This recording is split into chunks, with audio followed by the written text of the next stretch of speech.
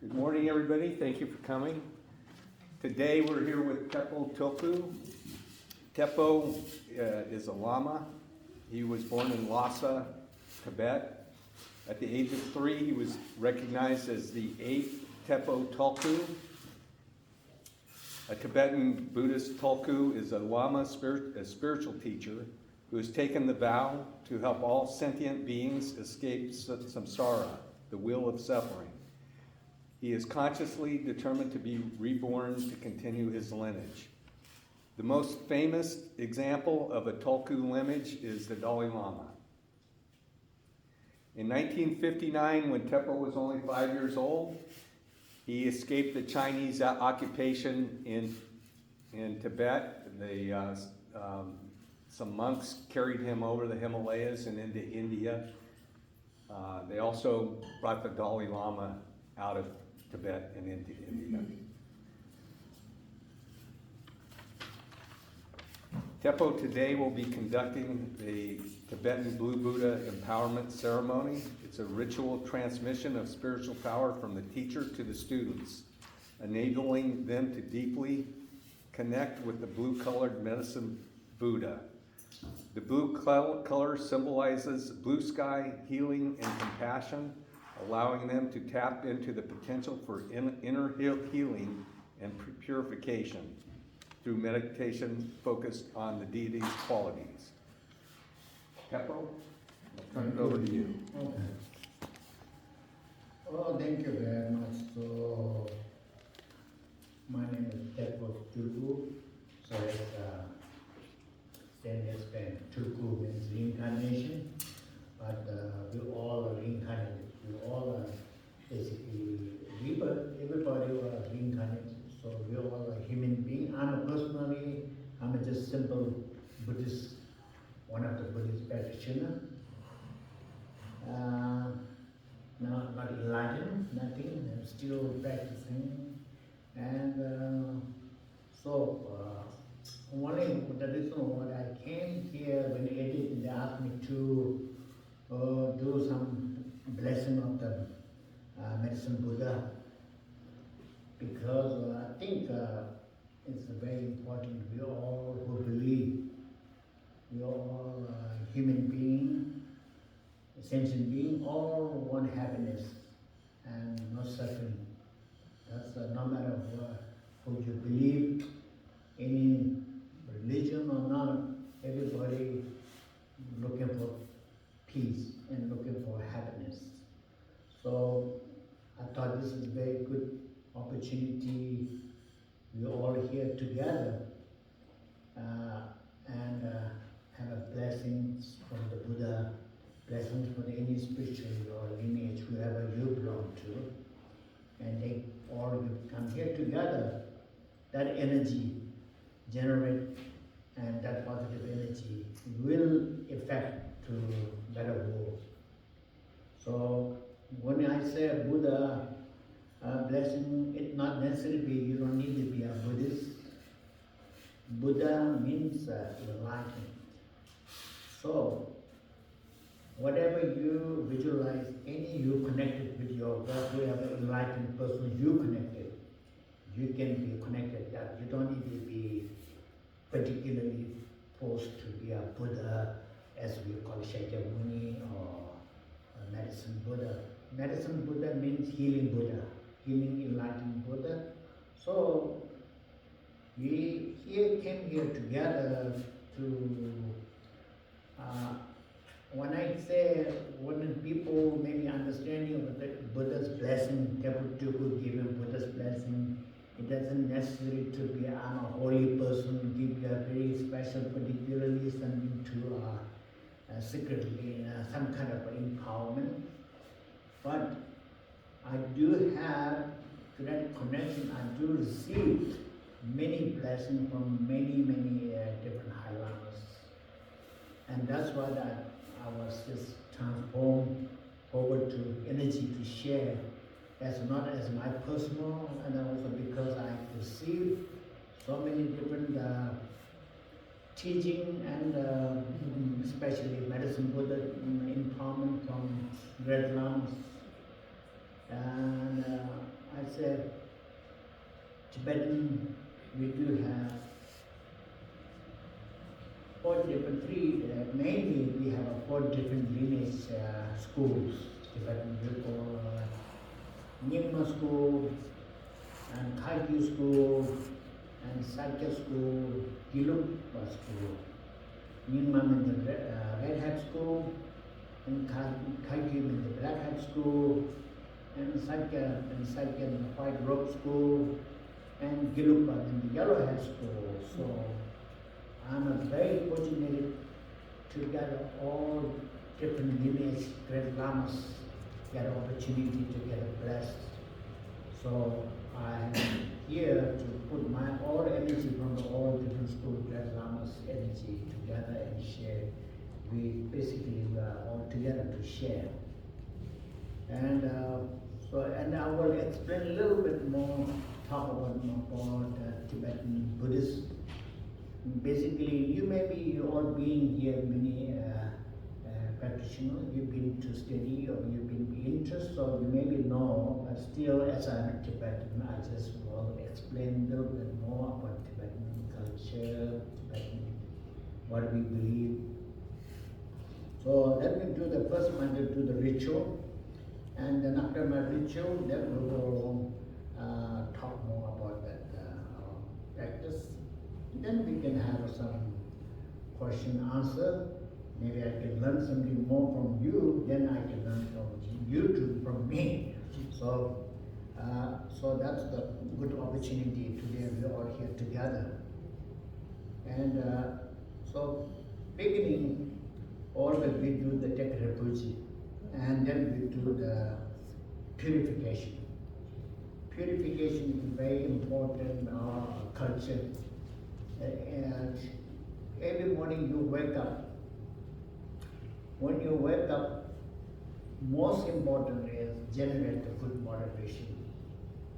This is the most important in your life. Every single morning, as soon as you wake up, whatever you're having, tea or coffee, but then just day before you start any work, you just generate your mind, dedicate, generate something to be, I will do something positive, and it just generate your positive mind. If you positive mind, and also don't expect everything go perfectly. Those are very important. If you expect everything to go perfectly, then little things go wrong, you can panic and you can make a mistake. Then can make it more mistake and more difficult, and then it will be start wrong. So we all human beings. We are all trying our best to be a better life. But of course, we are not enlightened, and but we want to be a good person, good human being.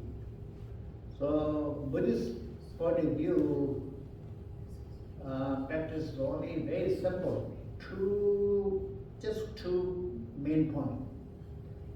Tibetan Buddhism and all the Mahayana Buddhists, so practice that, and Theravada Buddhists, they both have Buddhist practice.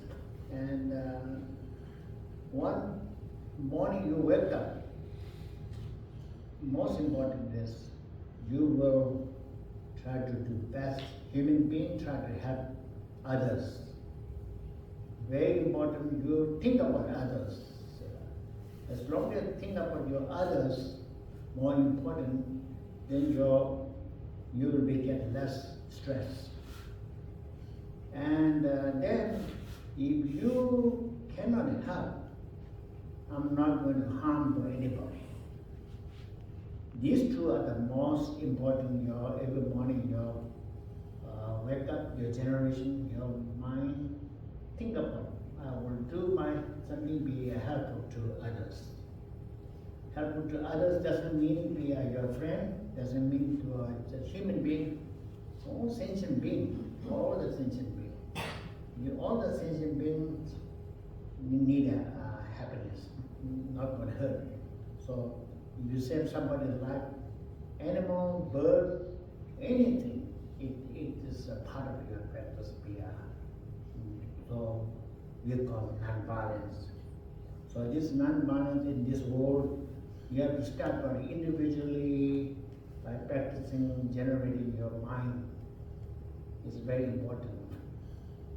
Without your generating your mind, you cannot act. So that's important. But also when you act, you meditate, you generate, you spend your time. Some people maybe stay for hours meditate, some people less hours, some people don't. But only meditate or only motivation will not help. You really have to act. Action is more important than just meditate. So that's why when you have a good motivation, then you involve the community, your generation, your pure heart, your practice generation, that will be involved to all your wherever you work environment. It will affect. Once that effect, it will generate more peace to the other people, and that will be definitely. Sometimes, for example, sometimes I have my experience. I work when I was in India. I work in the Tibetan library archives. That means like office, like I have to stay in office. I have many people to come to meet me. Sometimes some people come, I don't know, as soon as they're walking, they start very bad. It's coming with like a very angry. so if they come, we have only two choice. For me, two choice means I have to smile. I say, how are you?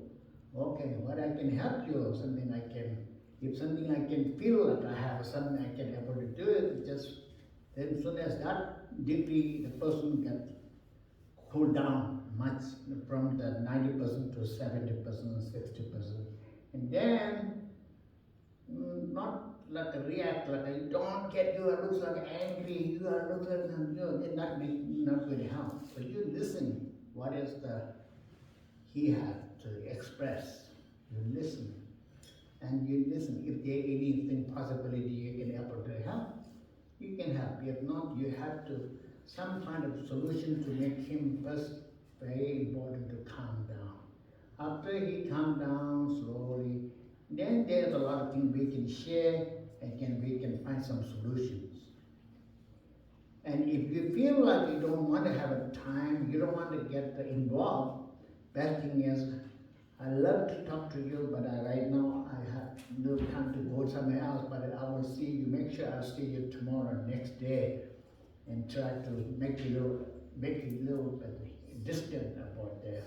It also helps me. Sometimes I have no choice. I have to say, okay, good to see you, but let me take care of that tomorrow. We will discuss tomorrow, okay? But you will come down, you stay home, relax. I will happy to come to see you tomorrow. It helps. Tomorrow when I call him, he's a big different person.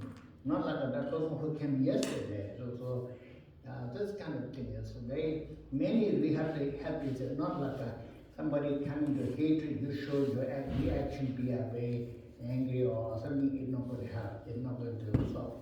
So this is just my personal experience. And so, right now we're doing it traditionally every morning we all together we do the purification. Purification is very important. Purification ritual is something to do with your negativities, your whatever collectively or whatever you have any negative aspect to be purified. And then you bring all our energies, positive energies, all together to absorb, then together, and then we share. And then we all together, that energy, we build something for positive, meaningful our life. So that's our ritual. That's what I'm trying to tell you, the ritual. That's what it means this one. We have a Tibetan have a water. Then we have a little bit of, you can have some kind of mirror. This one, we use this, usually Tibetan we use a lot. We use last minute. We doing the prayer, purification prayer. We do some prayer. You will see. I'll do like this. The first prayer will be we do like that. That means we reflect all your negative energies to absorb. You think when I do the first one, when I do that, whatever you have a suffering, whatever you have a negative, you think about that and you reflect on that. And then we do the prayer, we do the wash. That means we washed, removed all the negative energies. The second level, we do the prayer. After that finish, we do the prayer. We do that absorbing energy. That means we already purified. Then we do the prayer for the positive energy here, and then we share this energy for the Buddhas back to you. That was second one. The second that means the good positive. All that now you already purified your negative purifies, and then we have energy, the positive energy. All the prayer bringing that energy here, and then we share you, and it comes back to you positive. Once we done that one, then we pray together. That means we all have the positive energy that pray together. And that prayer is the one we call it healing prayer. And healing means about there's also two different aspects. One, healing, a lot of people say medicine Buddha means like a doctor, kind of like, oh, I'm sick, you heal. Tibetan medicine Buddha mainly is heal for the mind, body, mind. Mainly is body, mind and speech, especially the mind. Mind healing is more important than body healing. Mind healing, if you have a body, if you have a very healthy, but your mind is not healthy, your mind is full of delusions or angry, or then your body will be more damaged, more forceful, and it makes you more miserable. So that's why the most important healing is purify your mind. That is called compassion. So that's why we call we have to practice for the compassion. We have to generate compassion and love. That's the most important for the part of the healing. Once you, so it's generally we speak in Tibetan, we call, oh, I'm practicing compassion. I practice love. It's very simple way to say, but it's not easy to be practiced. Practically, it is not easy, but also it takes time. There's no be a rush, but every day you need to be developed. Every day you have to be see how much you can see more. But it really, for me, when I was a little boy, we were studying in a monastery. It really helps. It helps every day. We have the morning. With that time in Tibet, in India, when the first we came here, it's not like right now. Here we can see there's so many multicultural people all over the world. We can see. At that time, we live in a small monastery. We have a limited people we see, but we are meditating and we visualize all sentient beings, and we all sentient beings. We meditate or we practice compassion. It was really helpful. When I came to America, I don't feel any stranger. I feel like everybody is same as human being. Some people say, oh, are you homesick? You feel some stranger here? You've never been seen in America? No, when I came to America, I still expect, we feel like a brother, sister. Same, nothing that something strange. So that means it practice even if you live in your home, you practice, you visualize all sentient being, and you benefit. You benefit, and all you believe in our Tibetan belief of rebirth. So not only rebirth, we believe everybody is our mother. That's what we call mother sentient being. This is our principal practice, not only monastery. Very simple, even Tibetan family. all do the Om Mani Padme Hum mantra, and that is mainly principally all Mother Sinjin be happiness. And that is the way, even little child, they recite Om Mani Padme Hum, compassion prayer mantra, and even little boy, little girl, they are accustomed, they're trained from the kids, be not hate, not hurt to anybody. Even the little animals or mosquitoes, right, the kids, they don't have a right moment like kill right away. They have a, oh, I'm hurting them, kind of they hesitate to kill. So it really helps. It's very important to, so sometimes people, when I was speaking to, meeting with many non-Tibetans, some people said, oh, you believe rebirth, so you say, all Sinjin being your mother, kind of like a little bit strange, but then we discuss, we talk, then it makes sense, because then we respect, and that it will be have us very respect to everybody. And also not only respect, there's no higher, there's no low, there's nobody. Everybody, you've been your mother, you've been to yourself as mother, so we are equal. So practice of equanimity, practice of the Nanma, practice of you all, whether you introduce you or not, as soon as you see, you have a feeling of the brother or sisters there. That's very important. It helps. When I came to America, I don't feel strange. I feel very, I'm in different culture. I have to learn different systems. The only thing I have to learn is how to use the microwave, how to use the dishwasher. I met a the biggest mistake I met the first day, first weekend where I was somebody hosting me to stay in their house, and the family went the weekend and went to the ranch. They went somewhere out. They told me, "You still home? Feel at home? Okay, I stay at home."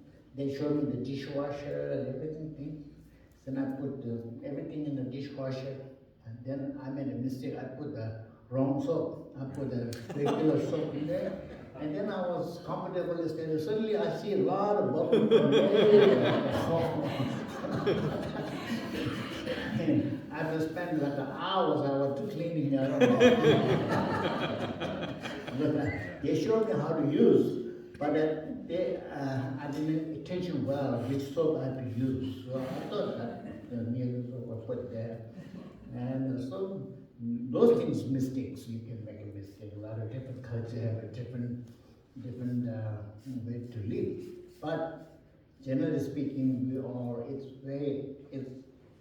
your Mother Sinjin being is so important to practice. It's very important. It really, now the world has a lot of confused, a lot of hatred, because lack of should be supposed to be better, because now world's getting smaller. Every time we can see anything what happening, you can see now, right about the moment. But it all go, a lot of people, it lack of the moral, right now is lack of the moral. And right now the people have a lack of the moral, lack of the confidence, a lot lack of the, and too much selfishness. So that's the main, but that's why the Buddhist philosophy, I think it's a very, something we can learn to be a selflessness and a little more better, more moral to respect to the others. So I think that's the most important in our life. We need now. We all need to try to help each other to generate more better person, means less happiness, and everybody dependable, and take care of not only human being, animals, and environment. Environment is very important to this the only world we live. We live in one world. There's no other world that we live in. It's different because we are only one world. So oneness is so important. So this, for that reason, we're doing that prayer for the oneness and purity.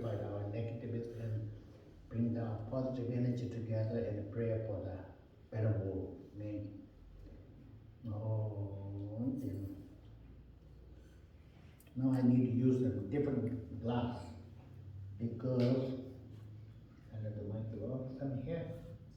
Next to your book. Where is that? Here, yeah.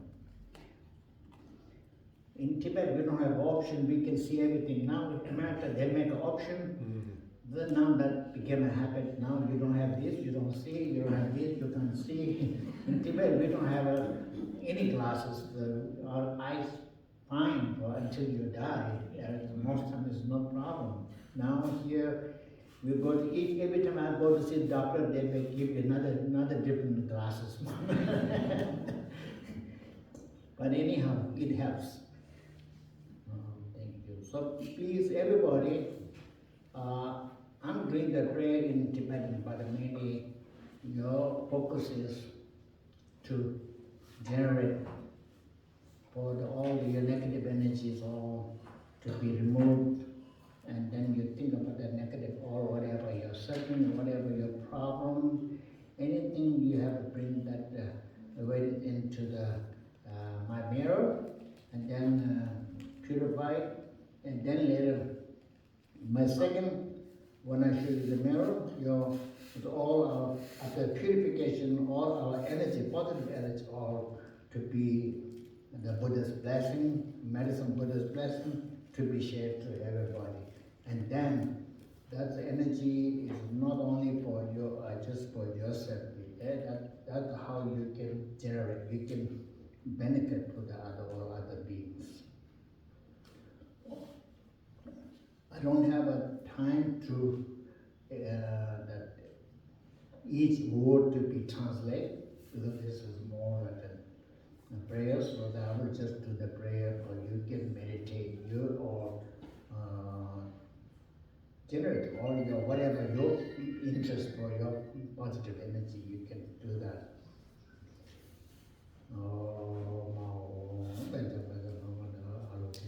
Nandi Nyodi Shabda Vajada Aragam Adi Jive Ange Nyodi Shabda Vajada Tanje Sonia Tajeta Arama Home Vada Ladetani Maria Sinja Kunja Kunja Dede Kunja Wanda Maria Yanda Kinja Jumja Koja Nenderishi Jumde Keva Tamato Dola Teju Molam Jackson Kinshin Dodan to Devana, Dicin Chijin Modan to Jishiro, Taya Tinjin Fanum Devachera Yoda Poda Jedi Shiru. Tomara Tinja Dona Wahimata, Terete and Vijay Sanjay Nala Shu, Chada Yishi Chada, Jeno Brother, Suzu, Tobeki, Kande, Shadow, Shebe, Dinizuda, Leggio, the Veteran, Name, Telo, Bojo, Chonam, Brother,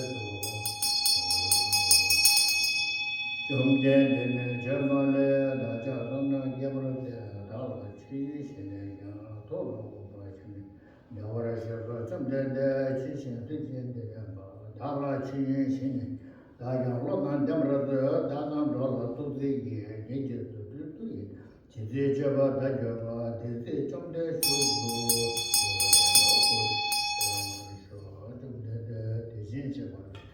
Nanda Boloba, and Yara Potter, Shadow, the man of Russia, she did it, you want to look about Lana Mabal, Menum Jetamba, and you tuned in there. That I'm just like a jet, I'm just a 2 days ago.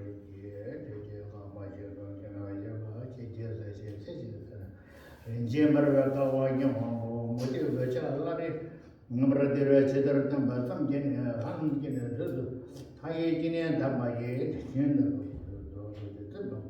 could you soon get our dear Lana could then Jeloma, Yaveko, to like your mom behind. Sem Jeloma, you don't tip a jungle. Yaveko put on to the future edition of Sem Jeloma, you don't tip a jersey. Sawata and we can gather Namaya Shiri. Don't get it, Tobacco, Tiger, 보면서 뭐 말이 시제치 인생 도만도 꽂혀서 뭐 사원다단가 안배친거들 사마야 시리야 뭐 마사원다라 가단 백경가들 사마야 시리야 전제로도 나와다 말을 배든지 산재 공절 파바이어서 다문 따위 결을 차도록 사원다다가 안배친거들 사마야 시리야 뭐 도저히 전부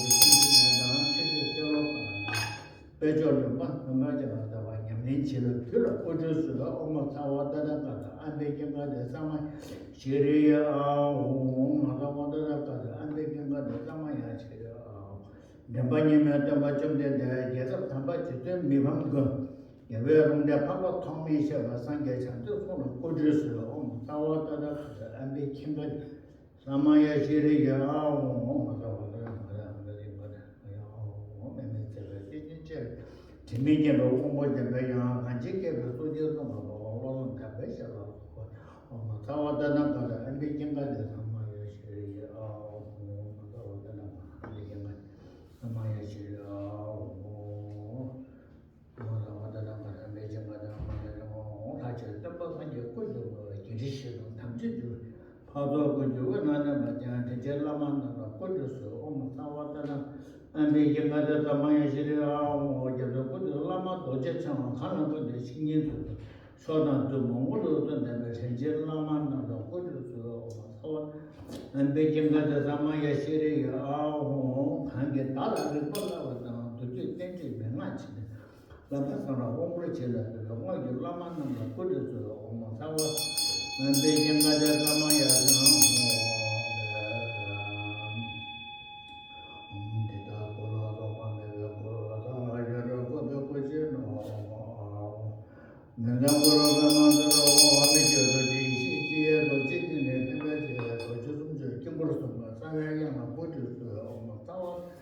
안배경가대 삼아야 생겨 또저거나 냐고 좀된데 산dom들이 년주 동안 두순 내대 산게 맹결라 빈주야 여러 붙으세요 사와다다 안배경가대 삼아요 셀레르제 서단 영예매 하다가 문제가 야지면은 용도도 여러셔봐 결라 고르서 엄마사와다다 가다 안배경가대 삼아야 시리야 다포로 총반매 장난지로 까베진 거제 엄마 시 아까야 비셔다나야 소 마삼제메 셔러르세 마지다나는 게 뭐니 소소르는 지 전세대가 조성계를 열어 꾸려서 타와다다가다 안배경가대 사마야 시리아 신유체로 참고 셔러르네 디덴스게 민세가 잠배양나 꾸려서 엄사와다다가 안배경가대 사마야 시리아 장고치 옛내저 다반 상하르나 뜻다 보다 문제게 톤 전대베베 좀대도 제가 꾸려서 엄사와다다가 안배경가대 사마야 시리아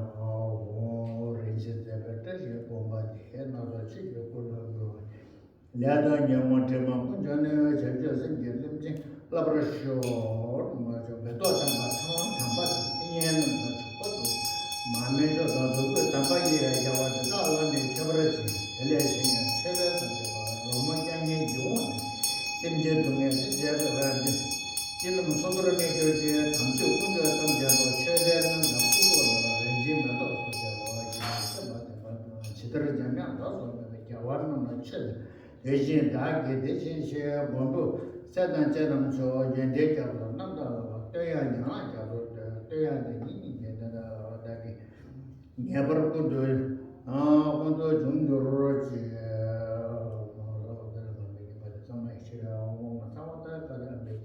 samaya shiri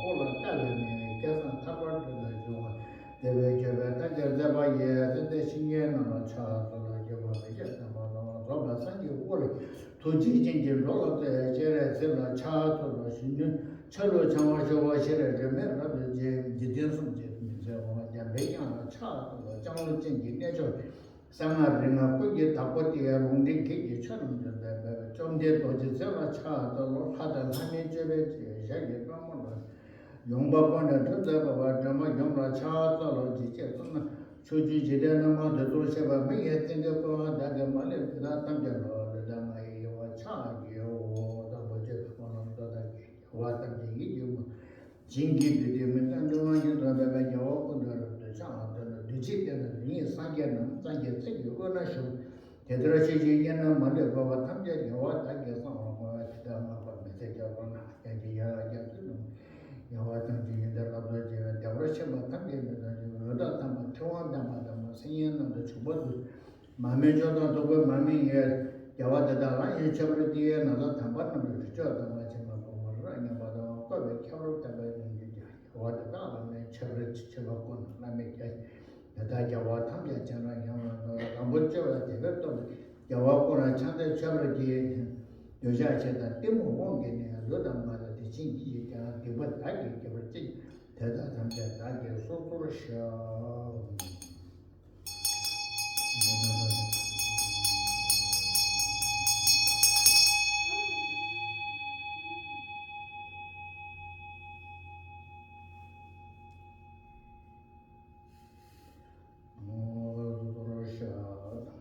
라마다 산계 미년 나바라 차마 태로 도주거나 때가 좀데 산업 때가 교수님의 산계 민제가 메르제 요자라 좀데 저도 제는 가게 mentor 지나면 오노면만 맞저서 유에 라만나로서 몸이 이게 걸어 좀 산계 경우 란데 쪽으로 뭐좀 잡다가 되면 다가라면 잘라서 와야 라만 체제 홍보 동작에 주 대시 중국 방배기를 탐제 증가다 전자가 유벌제 반장만 담반만 겹치고 가게라 겹치고 전화게 인도라게로 저 단자서 now we are visualizing the Buddha medicine Buddha in a blue aspect. At the main blue means generally speaking, Tibetan is calmness, aspect of calmness. We do have a Tibetan Buddha have a yellow aspect, blue aspect, and white aspect. White is the compassion, yellow is more like enlightenment, and then blue is more calmness and healing. So today we are visualizing the Buddha aspect as more blue. Tibetan we call lapis lazuli color. Lapis lazuli. So it's and from here now we can visualize more like ocean, blue ocean. So it's very important to your mind to absorb everything into the blue light, and that energy, Buddha's blue light energy rays to come to your body and the mind, and that will heal your whatever your not only suffering, it's part of the more enlightening and then your awakening. So this is the most important to our visualization. And so when you visualize Buddha, and as like I told you before, it's not necessary to be exactly you need to be a Buddha. Whatever you following, whatever you are following the enlightened person, that person you generate and you can bring the energy of the blue light to your, and then that will be heal your negativities, and mostly all your negativities, it's all we Tibetan we call ignorance. So ignorance is very difficult, one of our main causing the problem in our life is because of the we got three, there are the three principles. One is ignorance, one is anger, and one is attachment. And from the old days, all created by the ignorance. Many of this right now we have a lot of unhappiness, all caused by ignorance. So you have to visualize to purify your ignorance. Because of ignorance, it makes you create anger and jealousy and attachment. And those attachments, those are the one of the three principal Tibetan obstacles of life. And so this is focus, we have to focus on that three, ignorance and attachment, anger. And we have to, every day we have to practice in that to avoid from that, these three obstacles. So the reason why we call attachment, because we have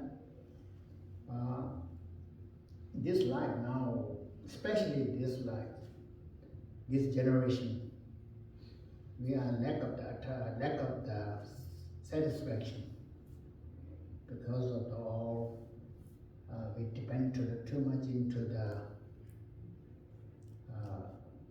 commercials and all the non-satisfaction, and you need to know something tomorrow, you need something different one. So that's why you push all your energy into the stress, into the something unnecessary things to be you need it. So that was make you creating a lot of greedy and a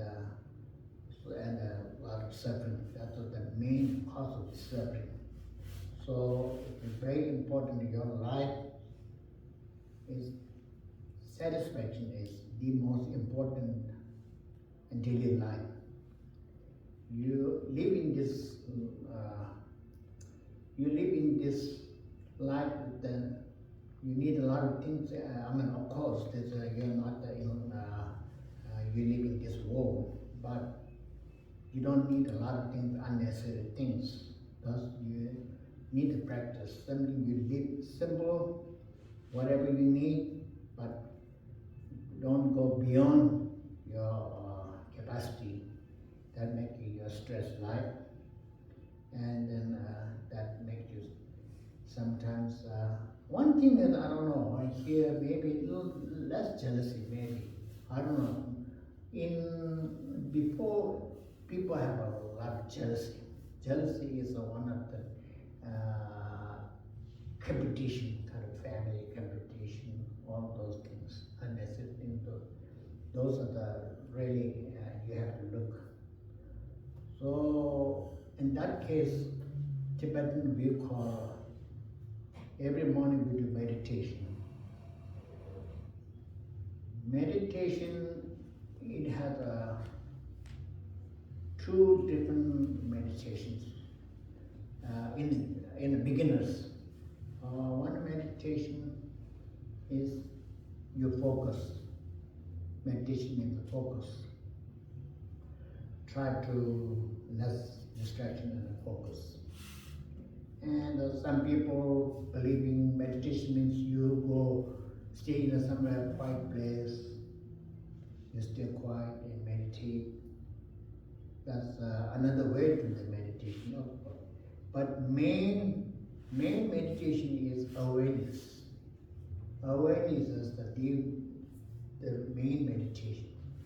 Awareness is if you don't have awareness, or make a lot of mistakes.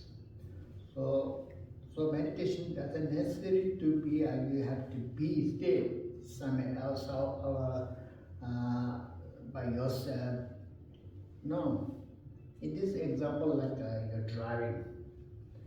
You're driving, you need a focus, you're driving, wherever you're driving, but you need awareness of the one, especially you're driving Los Angeles, traffic and come That's the example of real meditation, because you are focused, you're driving the right freeway, 101 or 105, whatever that. But same time, this side is car coming, that side car coming, one of the car coming, speeding behind you. So you have to be, same time you have to be awareness of what's happening behind you, car, somebody coming too close to you, or this side comes coming. So it's, and same time you can focus. That's exactly your life.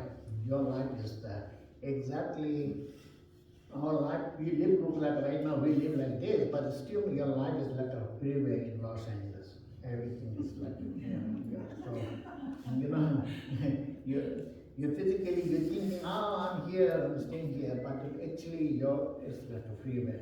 So you're always like, so that's what you have to learn. You're a good driver, so you're a good meditator. Yeah. So you need to be, that's a practical, it's very important. But if you're not awareness, so that's why in my life, I did work in many serving restaurant. I've been working in many restaurants. And I came to America, I did a lot of work in restaurants. This is like my karma. I didn't look for the beer from the beginning, but this is what happened from my life. And then I enjoyed, but it is part of the, actually like a meditation. And the way I have to deal with many different people, many different customers, same time as kitchen, and sometimes the hair, money, and the food, and then within short moment, I have to awareness of everything to go perfectly. I have to be very awareness of everything. You know, I have to go look distant, not only just to look into here, I have to look distant. I have to know where this person is impatient, where this person is looking for food, or what's happening, everything. So it is a very part of the really good practice, very good practice. I think if you are a good server, then you'll be a good meditator. You can be a good meditator. Yeah, you can be a good meditator. You have to learn patience. You have to learn to talk to the people. You have to learn to deal with the and different is, if you're a good practitioner, it's much different. You are professional than dealing with the customer. If you are professional, the customer maybe impress you one time, two times, then they realize regular customers that, oh, here doesn't have a really, just like thank you, how are you? Thank you coming, but there's no any item. So if you are meditator, good meditator, you are practitioner, you are daily, every morning you practice. When you meet, how you greet, genuinely you have some kind of like a connection. That makes the people really appreciate. And the people feel they like to come and talk to them more. And it builds the friendship. It builds the environment. It's very, it really, even sometimes if I don't see somebody, even I don't know them personally, I don't see somebody for a couple of days, I feel worried about what happened. You know what happened. So I always start part of the prayer. And then they love to share their lives. It's important. Yeah. Because when I went to the stories, when I was in New York a long time ago, I went to school there. Then I need to look the job, but I don't know how to look the job. I don't know what to do. One of my friends told me, go to the restaurant, look for a job in the restaurant the best, because you get they pay you, they feed you, give you food free, they give you tip, you make money, it's easy and better. Oh, that sounds good. I just walk. I said, how to look the job in the restaurant? No, just go to the restaurant, ask them, do you have a job? I want to work. They will give you this. Okay. So I went to New York City, big city. I just want to look at more.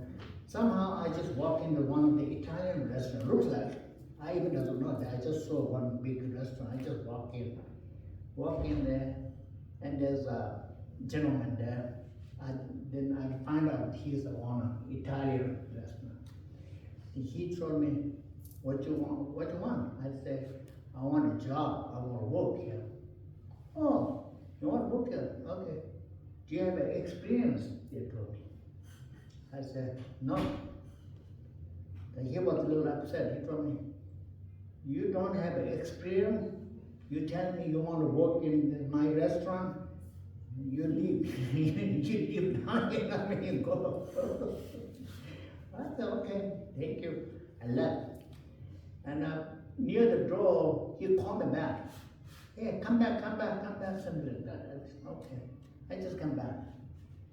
Then he told me, "Oh, you want to do a busboy?" He told me, "You want a busboy?" I said, "Sorry, no. No, I'm sorry. No, thank you." He was a little bit shocked. He told me, "You don't have experience? That you don't want to be busboy? What happened?" I said, "Sorry, I don't drive, sorry." I thought maybe I could drive the food deliver or something. I even don't know what the meaning of the busboy. Yeah. But that gentleman was very nice. "Sit here. You want a coffee?" He told me. I said, "Okay." And he gave me. There was one young gentleman who was working, cleaning the table, something, setting a table. "You look this guy, boy, for 10 minutes, I'll come back and you watch." And I was watching what he's doing, watching. And then after that, he come back and he told me, "Did you watch him? And what he's doing?" I said, "Yeah, he cleaned that table, he bring this one, he brought that water." I just said everything I did. "Can you handle that one?" He told me. I said, "Yeah, I can do that." "Okay, you come tomorrow to work."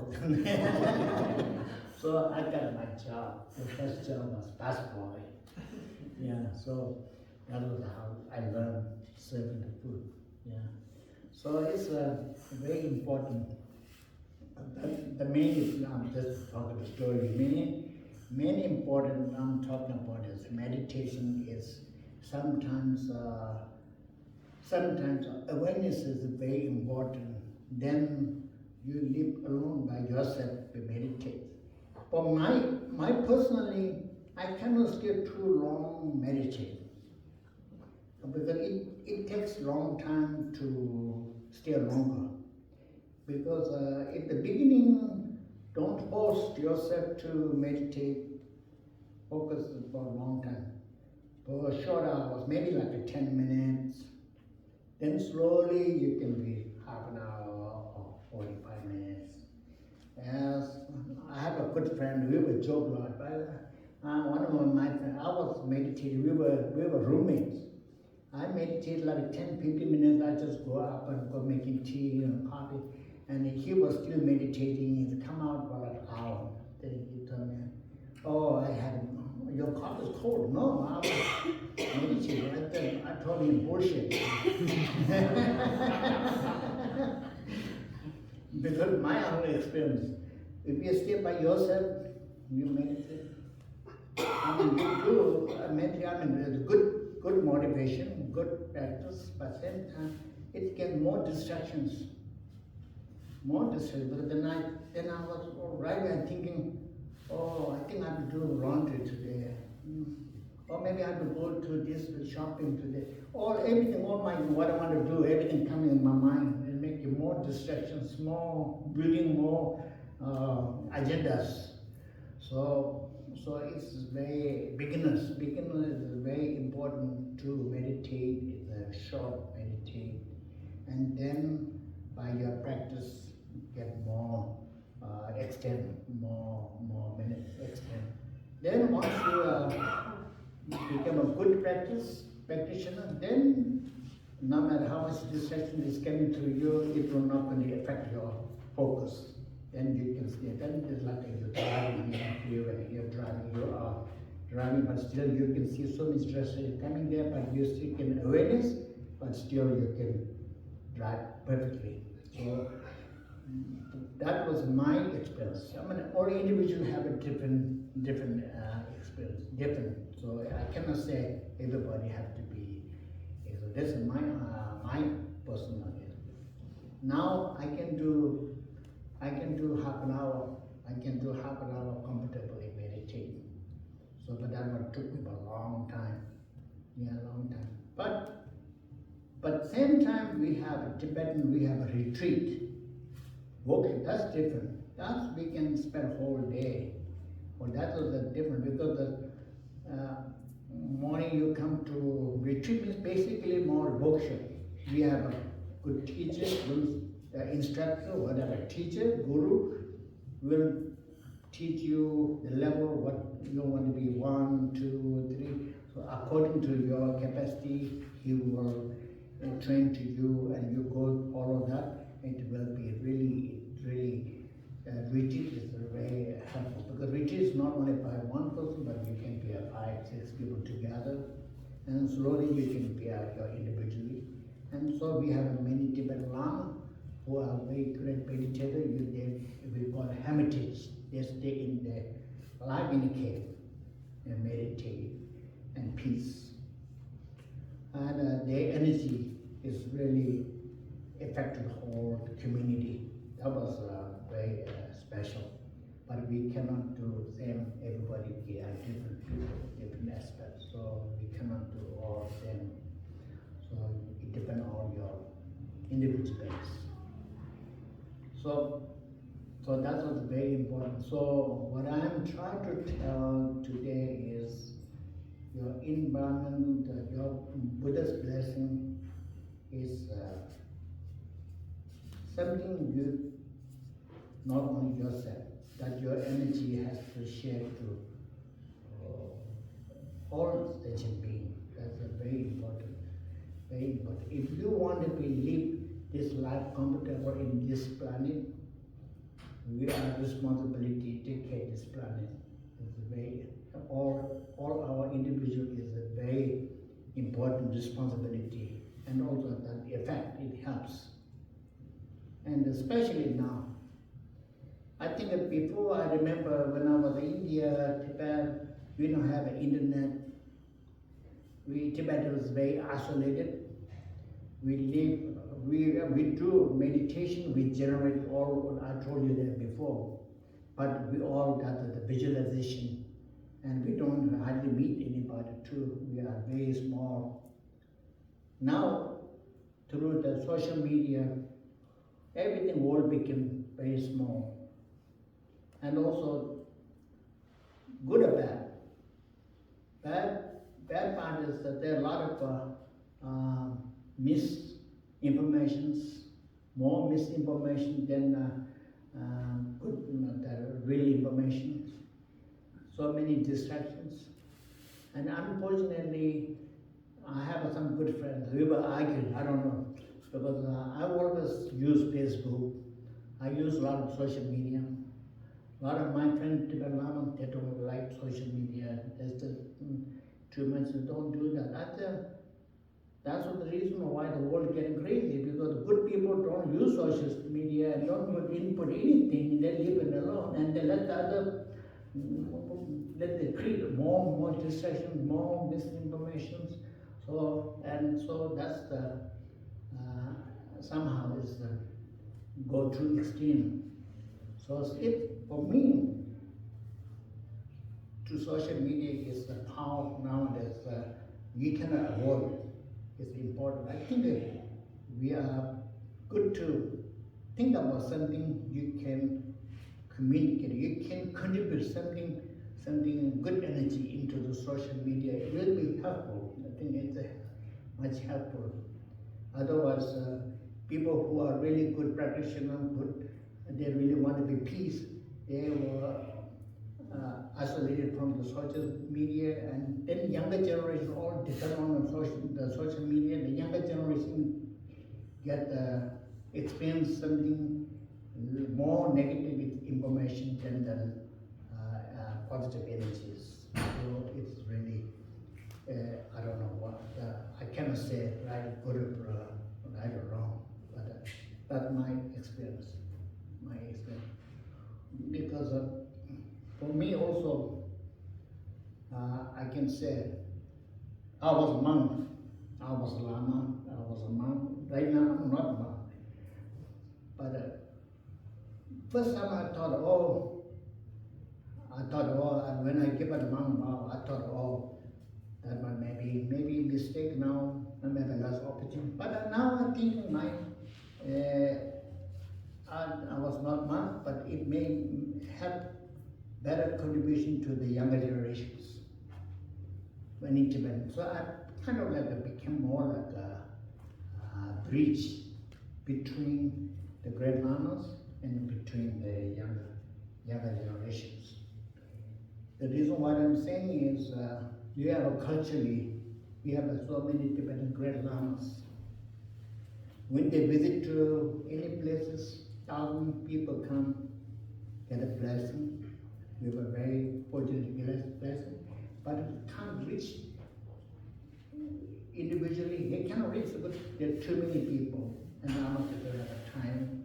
And also, the lama give it teaching, but the younger generation doesn't have much opportunity to connect with them directly much time, because a lot of the other lamas always traditionally in the front, and then beside the other people. So the younger generation all way behind. So they were happy to see the lama, they got blessed, but then they don't get much opportunity to connect. So I was fortunately with being with the lama, so I had the opportunity to be closer with the great lamas. But same time, I'm not a monk. I can be comfortable to go there, spend more time with the younger generations, and I get more comfortable. They can ask me any question, I can share, I can bring their what the Lama message, and it's just so it became a really benefit. It helpful. I was not in the monastery, but also I did a lot of volunteering. I did a lot of Tibetan community work as a board member, and especially I did the first time I was president. Later I did the president too much headed for me. I gave up, and I did the public relations, and that was perfect for me. Then I can deal with the younger generation and any other aspect. I learned a lot too, and also I can effort to bring the energy of the Grand Lama's blessing to the individuals. It's very benefit. It's a very benefit. So this is a very important to what I believe.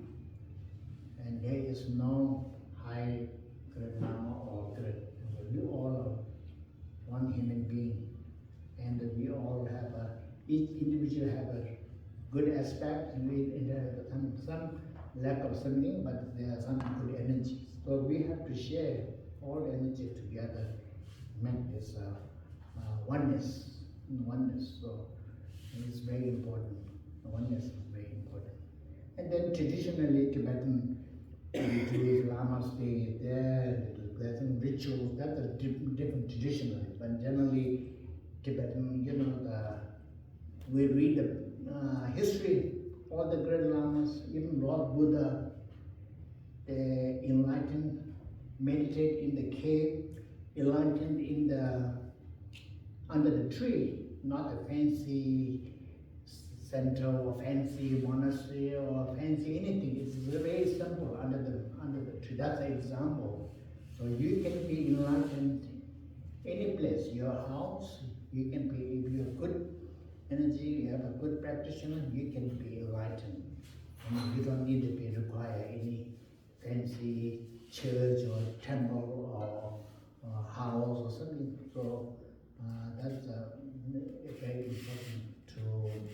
Sometimes our culture, when you see the Tibetan monastery, sometimes this is people voluntarily, people want to be respect to Grand Lamas. So when Lama comes one time, they treat them like a very holy. So people thinking Lamas need to be like that. No, it's not. Lama don't necessarily that, but the people just build up their camaraderie so much. That's our culture, but as a respect. But it's not necessary that aspect. The most important is any Lama comes here, you can ask any question. Question is very important, and it helps you to understanding the meaning of the life. That's very important. Yeah. Okay. So now I'm going to do a little more, but part of the medicine Buddha, that part of our here.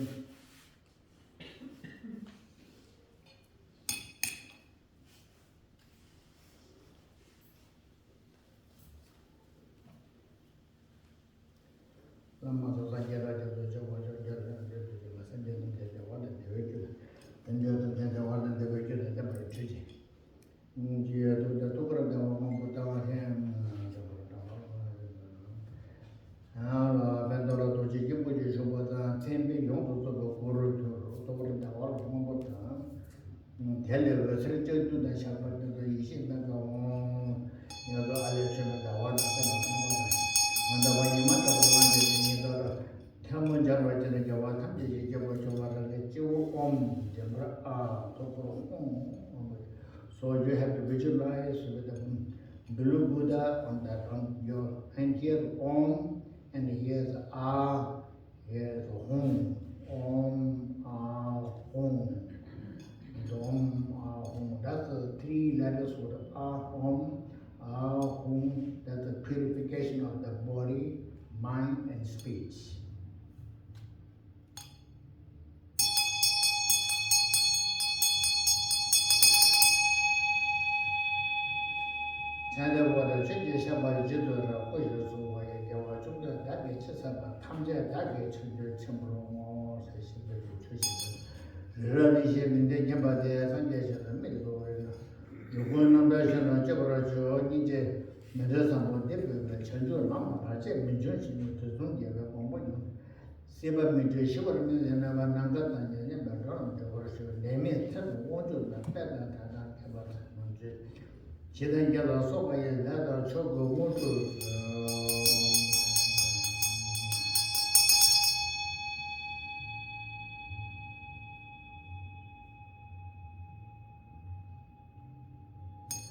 Yeah, in Tibet traditionally we use this lot. We use this one I just told you. We do it four directions. So four directions. So bring all the energy, the share to the energy, but the four directions. That basically, I think at that time we don't have the internet, we don't have the social media. I think this is how we visualize the four directions, all the energy into absorb here and share, and then that mirror will back reflect. But I think that's now what we call is live online live. That's basically same. Basically it's reached to the all, all the universal. We are right now we are meditating. We are sharing our prayers, blessing, and energy. Is not only here. I mean, we don't think about here, just here. We will all the sharing the energy for the four directions. So that all over the universe in the world. And so this our energy meditation have no boundary. There's no boundary. You don't need to be open the door, open the window to energy. That's all you're coming right now, your energy goes up, that it affects right away into the moment to the planets. So that's how powerful our meditation, and that is how powerful how really changing for the world. So one most important right now is not only here right now, we are staying here. Our energy, today's our energy, when you go any place, you don't need to people to talk or to say, oh, I'm going to blessing you. No, you don't need it. Anytime you have a person you need, you manifest your blessing to them. People will feel, people will just stand. I have some friend, even who doesn't call they believe anybody in believers. they believe, oh, I feel something strange energy here. I feel something strange. Sometimes I feel something happy energy. So that, of course, there is. That shows the energy it works. Energy works. Yeah, energy works. Sometimes you don't have any reason. You feel you go to that place, you feel like more happy, more comfortable. Sometimes even that place you are spending a lot of money to go that place, you feel like something not comfortable and couldn't sleep. So that's the energies. So that means energies is very important to you. Your energy is very important to share to the it effect. So that's why we were calling the our home. That is your energy from your body, your mind, your speech. They all share to the all the universal. That's why that's why the Tibetan tradition we use that mirror to absorb all your good energy and we share to the four directions. Yeah, four directions.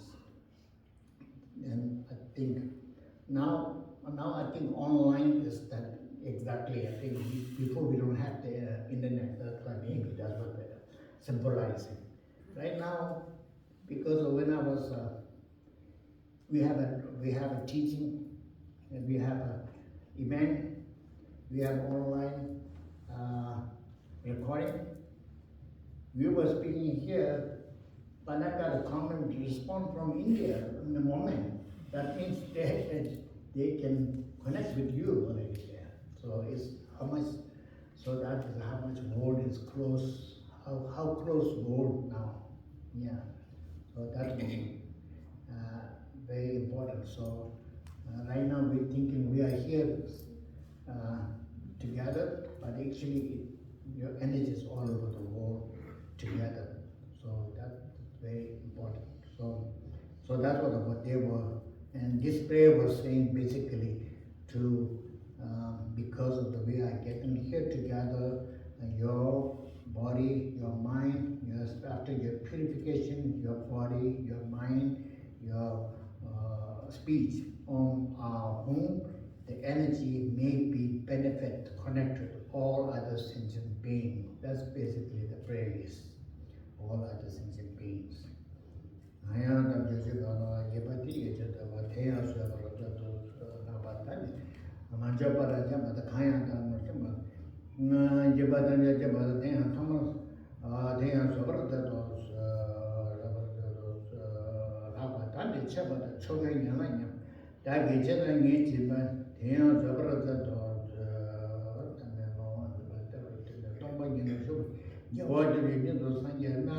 Mela Jubin Chudi Yawa Tamja Tija Lama Yati Tender Tundu Malam Kanda Tada and Dagi Gibe Lama Naman Gitashi Yata Lama Gitashi Oh Kanda the Chujo Soman Nam Gitashi so here they were dedicating all the healing Buddha's energy we receive on your body, mind, speech. May we benefit, reach to all other sentient beings. And also here it says, by the any unintentionally, if we have any mistake, be forgiveness. That basically.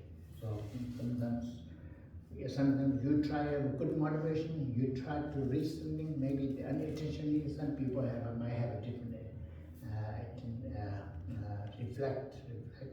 So that is what you have to be. You have to forgiveness for that. Anything happen, anything aspect of the effect, there will be mistakes. So then one I want to share with that is story that one is that what we call is what we call. Today I'm speaking more. I'm doing the blessing very short, and I'm speaking more because I think it's more important. More important to understanding what we mean, what we do. So that Tibetan medicine, Buddha healing medicine, what we are called medicine Buddha. So we Tibetan call Sangye Mela. In Japan and Korea, they call it Yukusha and Nori. That basically called blue, calmness, and healing. And but in Tibetan, it came in about century, about 7th century.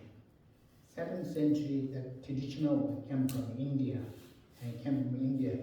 and before 7th century, 6th century, Tibet was not a Buddhist. Buddhists also Tibet was introduced in around the 6th century, and 6th century is kind of like introduced. Mainly in 7th century, the main scholar called Shankara Rakshita. This is one of the great Pandit, Indian Pandit called Shankara Rakshita. That's one of the great Indian teachers came to Tibet. That's the 7th century.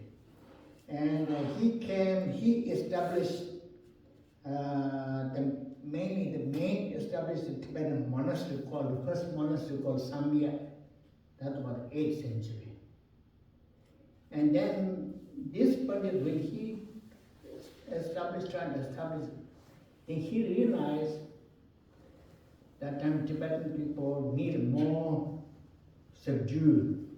I think that Tibetans are a little bit not too ready to be a meditate, and they need some things and need some forceful energy, something to help them to calm down. So he suggested the king to invite the Guru Padmasambhava for Udiyana.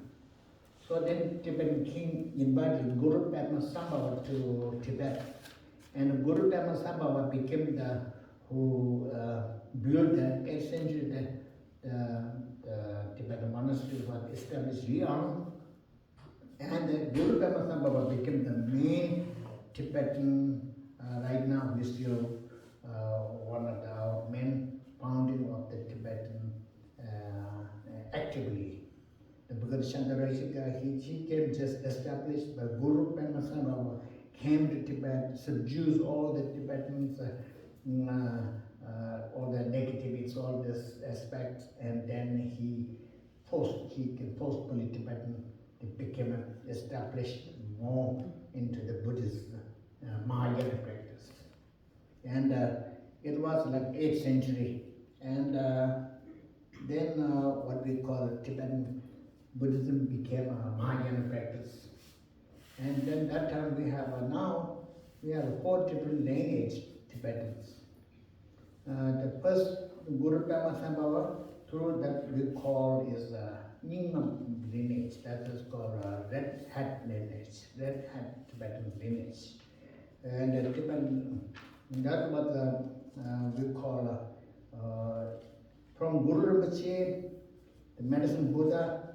The first start from the Guru Rinpoche in 8th century, then went to the Ugyen Lingpa lineage, then Dengu Khyentse Rinpoche, then Triptympa Lingpa Rinpoche, and Dengu Khyentse Rinpoche is one of the high Nyingmat great Lama master in 1991. That's a great Lama who lineage through, unbrokenly the lineage came through the Guru Rinpoche to the, until this now in we call it Nyingma school. Then second Tibetan found one lineage called Kagyu lineage. Kagyu is called Black Hat lineage. The Black Hat lineage came from beginning is like first Karmapa. First Karmapa is Tusun Khyentse, like 1110 around. Karmapa, he had a different vision, different Karmapa lineage. This Rinpoche built another lineage. So then Guru Rinpoche, the Nyingma lineage, then he started a different lineage called Kagyu. That was the Black Hat.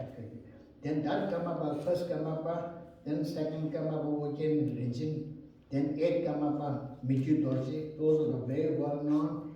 And then on my life, then this Karmapa was 16th Karmapa, Ranjun Dorje. 16th Karmapa, they were one of the very famous in 1924 to 1981.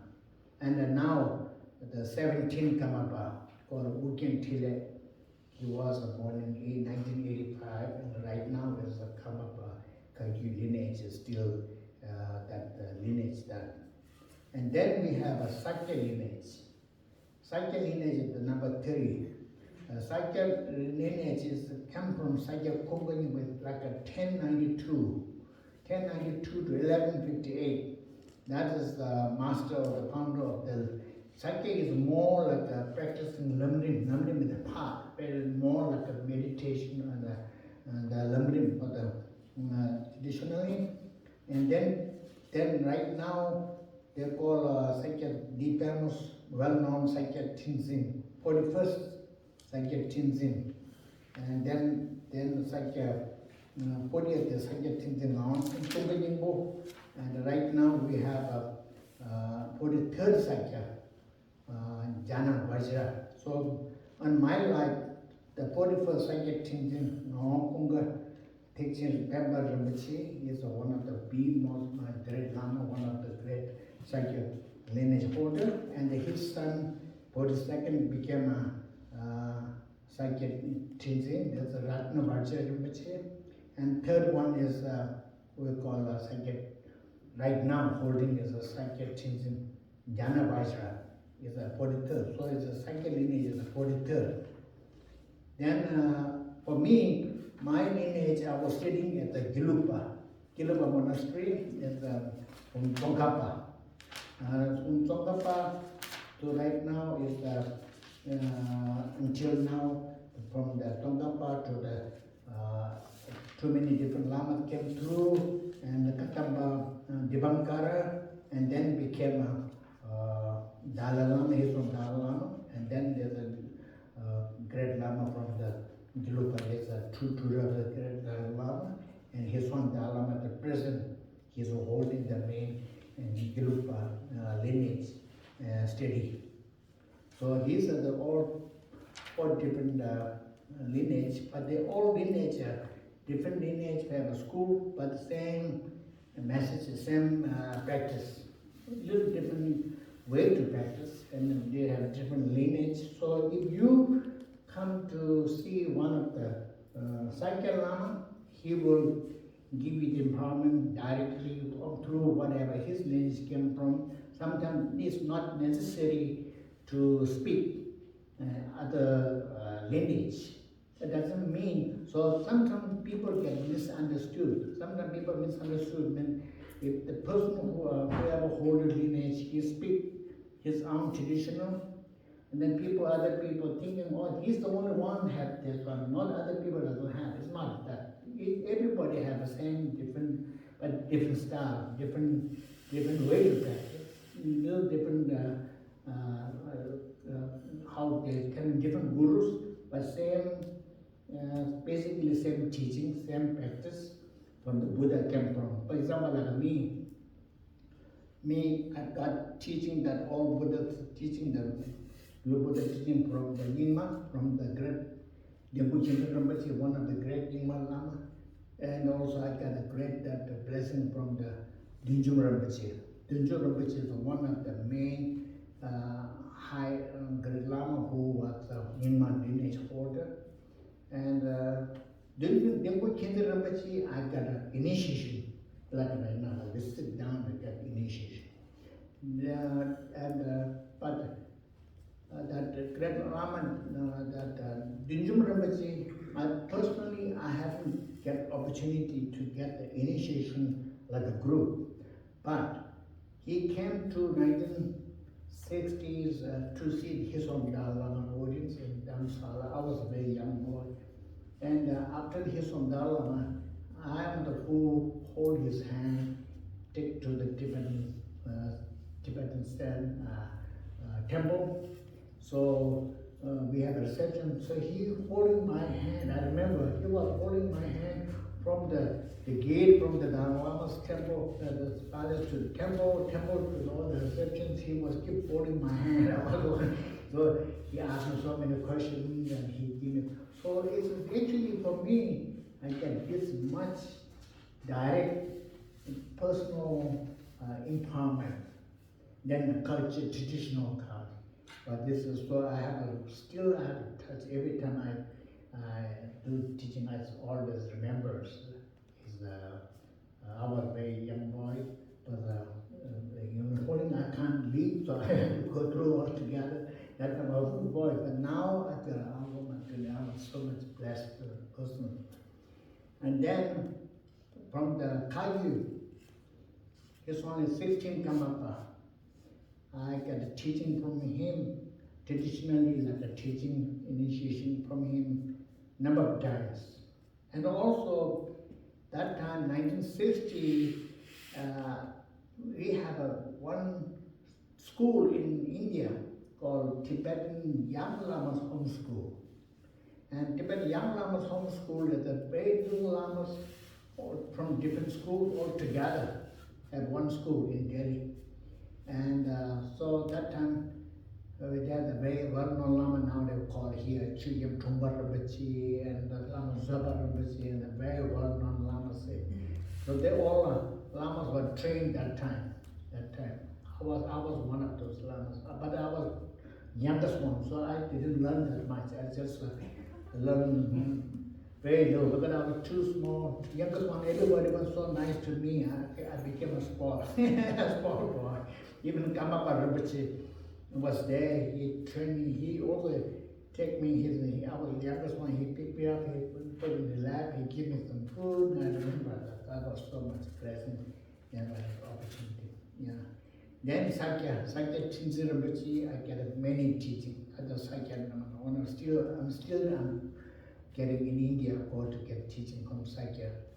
I have a lot of many lamas from Sakya get a teaching, Sakya Tenzin Rinpoche. And then there's one is interesting thing is one of the highest Sakya, he was a pastor, Sakya Jokje Tenzin Rinpoche. He is in Dharamsala, one of the young, very boy, young monk.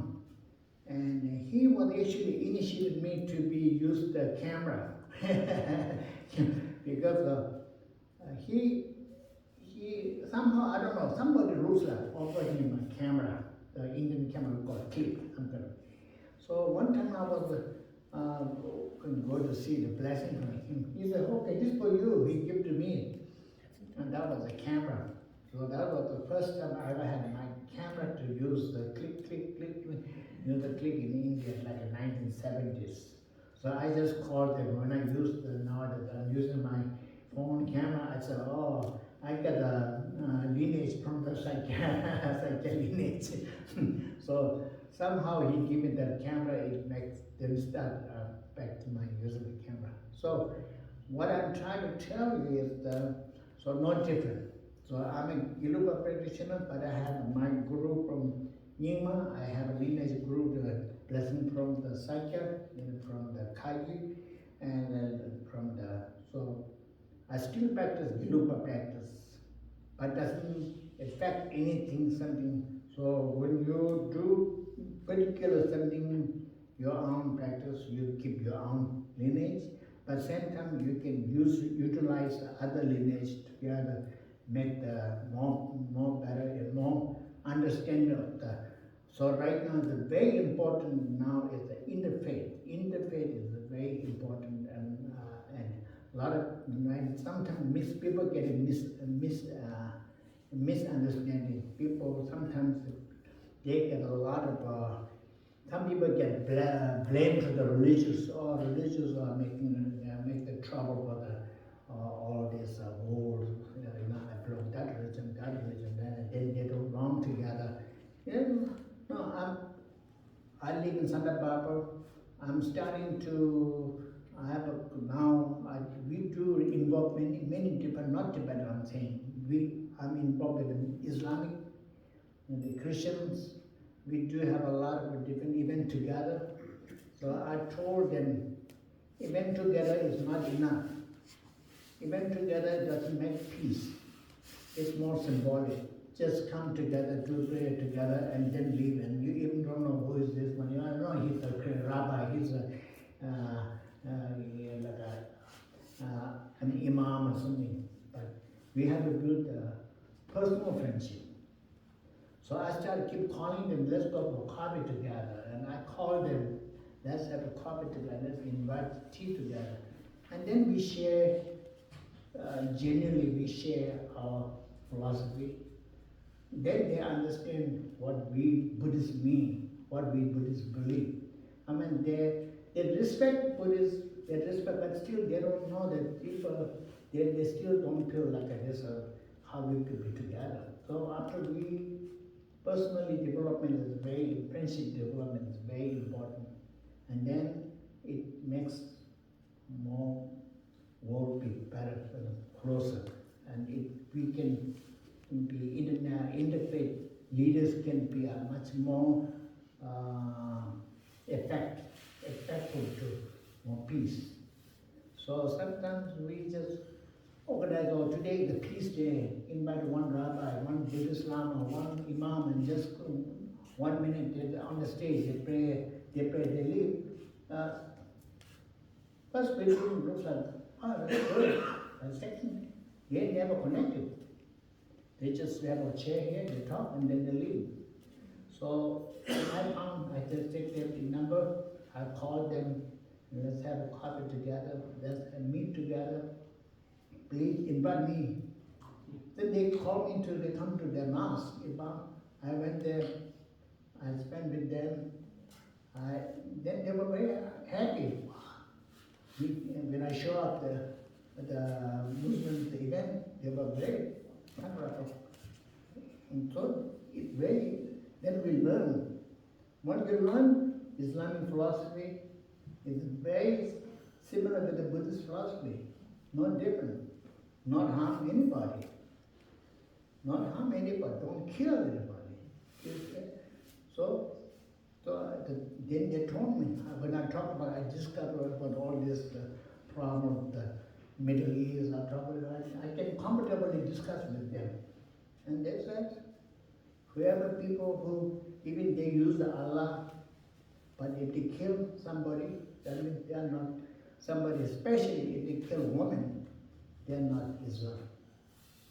That's what they were saying. They were saying this. They're using the name of Allah, but that's not necessarily but really Islam. So we're learning through individually together. We're learning the main principle of the Buddhist, Christian, Jewish, all not kill, not harm, be respect to the same. So some people name of their own religion, they hurt anybody that they are not real Buddhist. If I'm a Buddhist, if I hurt somebody, I'm not there's nothing to do with the Buddhist. This is me. So that affected the Buddhist environment. So that's why you have to be really important we don't get discouraged. Some Muslim or some independent Buddhism, something something non-violence, violence, then you feel like right away you make the the Buddhist bad or Islam bad. That's a mistake. So you have to have a really thoroughly neutral, and you have to have a responsibility to bring that, not distraction, that particular, and bring more peace into it. It's very, very important, and hopefully we can do that. I do a lot of meeting with a lot of different religious leaders. I speak with like a friend.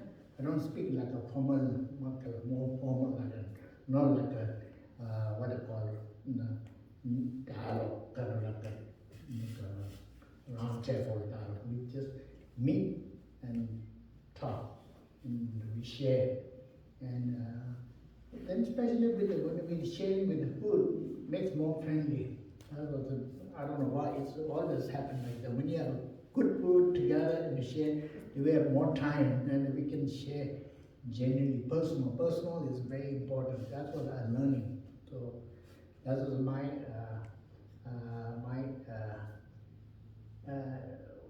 hope, and not only me, I'm hoping everybody here, you really need think about the respect to the all any religions, but don't be distracted by that something you call name of that religion and do something, and so education is very important.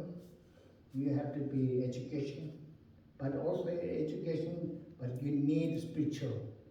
If you don't have a spiritual foundation, your education could be harmful. So that's a very fact, like a September 11. September 11, those people who destroyed all our countries, they have a pretty much knowledge of the modern education. They were educated, but the lack of the moral, lack of the spirituality, and the lack of openness. So all the tragedies comes on that. So that's what we really have to try to find us. I hope the all American schools they need more spiritual kind of opportunity. The kids to learn more spiritual. Something will be really benefit. Something will be benefit to have a spiritual kind of environment into school. That will be really. That will be kids can be energy will be in a lot of different. That was my belief. So. And parents, of course, kids with the parents have a more responsible or to how to grow the kids. So not sometimes I feel like America. I don't know America when the kids very little, parents give a lot of freedom. I remember that was a good thing, not like Asia. Asia more disciplined kids, a little bit too serious, But America, and then once they became 18, they became too separate. That was too extreme. That because of the until 18, they say when the little kids, parents are so much to kids, whatever they want, everything, even though little baby hardly speak, they already have iPad. Here for you, iPad, and they're not better than us. So everything is you're providing. Everything providing, but I think more important providing is your kids for inner value. This is very important to be together. Together. I'm not saying those are bad. Those are necessary now. Those are necessary now. Even you work in a cafe, you don't know how to use the tablet, you have no job. You have no job. It's a fact. It's fact. Now you come. Even I work in a small restaurant. You can speak now. You have to depend on all this. If you don't know those gadgets, you're not going to get a job. You cannot be. You have to get fired tomorrow, anyway. So that's all a fact. But still, it lack of the the human relationship. You have to. We have to find some human relationship and have to find the spiritual value. These two are right now they're decreasing. For me, in our community, decreasing because all people are, that maybe your home. Before long time ago, I remember we all eat together. Family can share. Kids can talk about the school. Kids can say, "Mom, this, my friend, blah blah blah." And my mother will say something. Now everybody, too individual busy. If someone come, I can see. Kids there, they're using their own, mother there, they're using their, dad was there, and it's a very, time spending is more like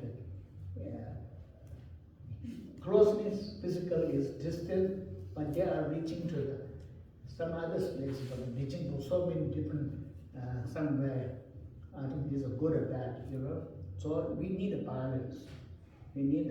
So it's very important. So now the parents need catch up the modern technology, how the kids can be benefit. Same time, the very important parents to reach kids spirituality, how to be a better person, how to be. I think this is very, very important. And once time is getting shorter, kids growing so faster than like it used to be. So kids with very growing so fast, and also they all depend on the high tax and less. Now we talk about AI, those things, we are good or bad. So sometimes I don't know, or the education or something, AI is same thing. AI, a lot of people thinking AI is so great that I can do everything perfect, blah blah blah. But AI is not a people, not a human being. AI is basically they summarize all the web information, bring it together. So if the good people don't put energy into put in the web much, they stay isolated. Like people put so much AI brings all this summarized and give to the kids. So basically, why then AI getting more dangerous? Because now you are the responsibility to whatever you have any positive energy, you need to be into the web, to be positive. More energy, more positive energy, more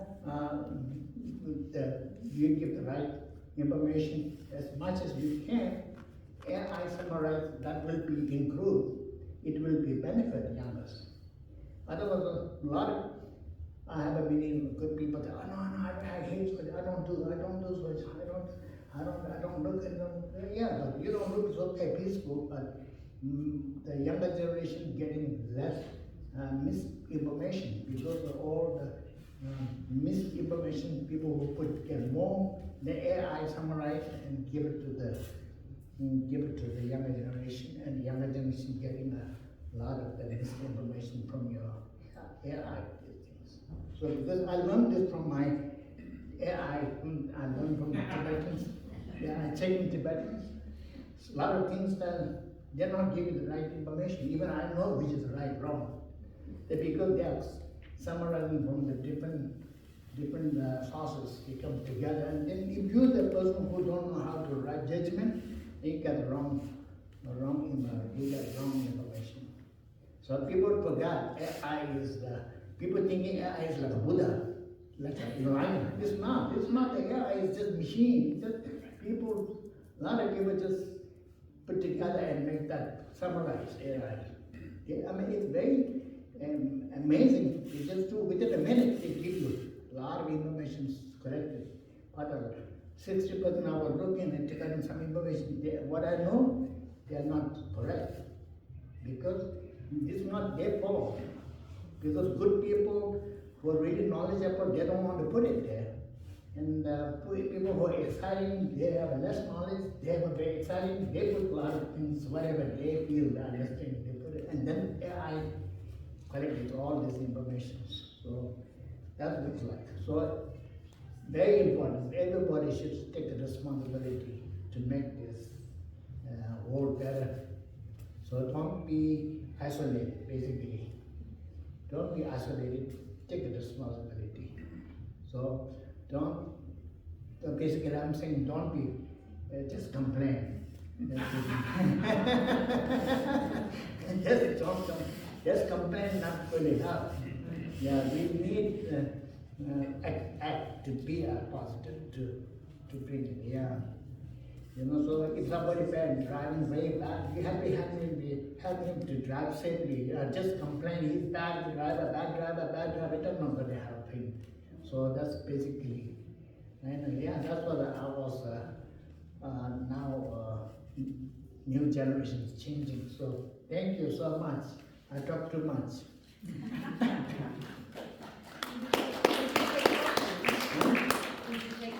Yeah, anytime, fine. We're open for questions. Yeah, questions? Everybody knows everything. No, questions is very important. There's a question at the back. Yeah, So you were talking about how you get, yeah.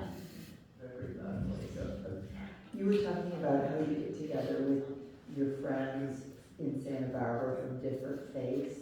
And I'm guessing that probably most of the people in this room are the same kind of consciousness of, just, kind of look at people and who they are and their energy and not what religion they belong to. But what about, I just told my friend, I said, they get along because they have the same energy, it doesn't matter their faith. But that is like a consciousness Yeah. that a person has. How do you get to that place, or do you never get to that place if that's not your consciousness?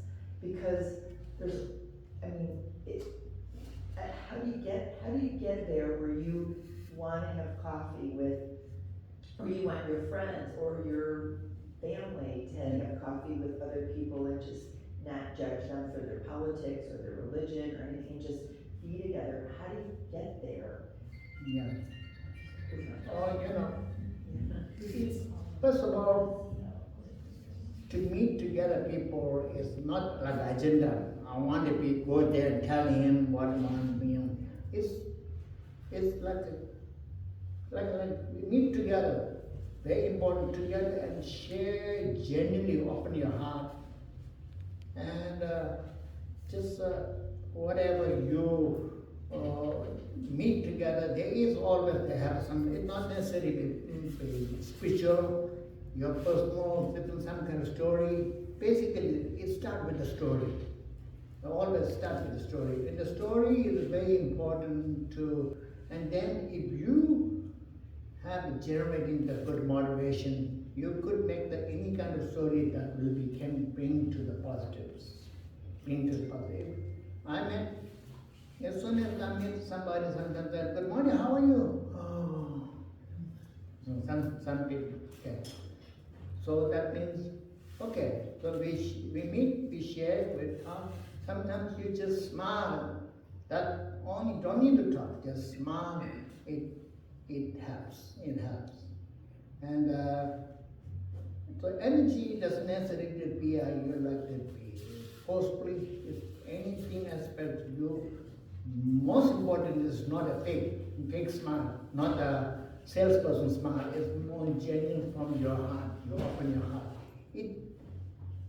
People can feel right away. People can feel it's right away. It just have a energy. That was for me. It affect. For me, when I have somebody who have a pure heart to open, even I don't know the person, I feel it helps me. It helps me to put more energy to develop. It really helps me. When I have a meeting with one time I had a meeting with the Imam, one of the Islamic Imam, and met one of my friends. We had a coffee together, and we talked just really nothing talking about the Buddhism, nothing talking about. We talk about our life, his family, and my family. We talk about my family, his family. We have the same goal. What we want is a good family. We don't want to be a servant. So if that starts from there, and mainly is to build a relationship. Build a relationship like us now. We build a relationship. It's not necessary to be. You have to be close friends. Build a relationship is we both a human being. We both who have doesn't want to be suffering. We both want to be happy. We want to be happy. We need to be environment happy. If that's environment not happy, that's why you live in Santa Barbara. Oh, I love this. This is beautiful. This is beautiful. So that everything is need to be dependable. Everybody is dependable. It's not like by yourself. It's nothing to be happiness. Happiness is all dependable. So we all connected. That's what I'm thinking. Yeah.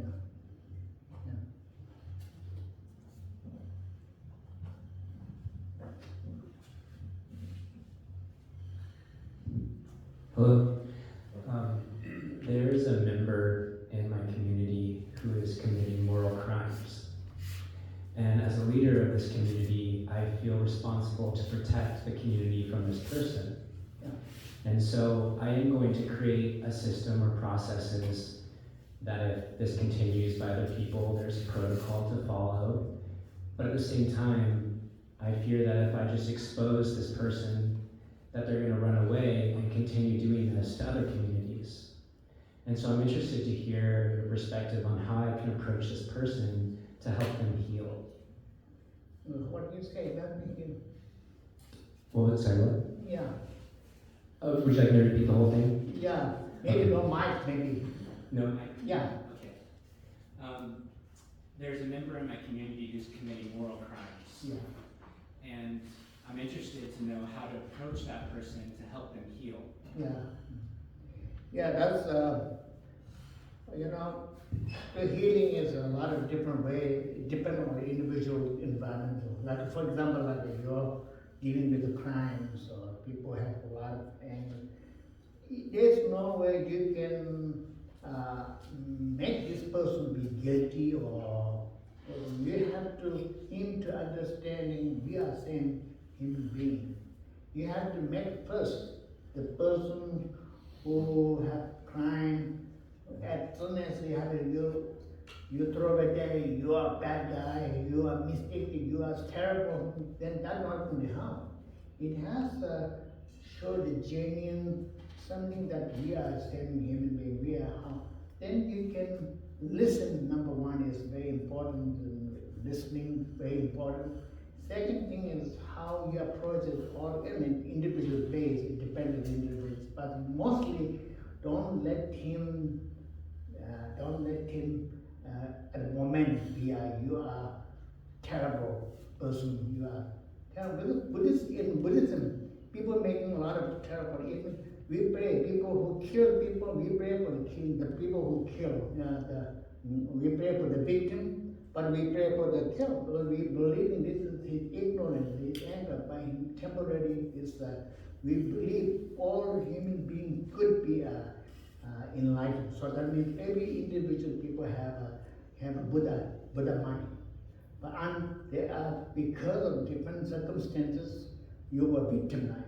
The person who killed, that person who killed was a victim, but we believe that both are victims.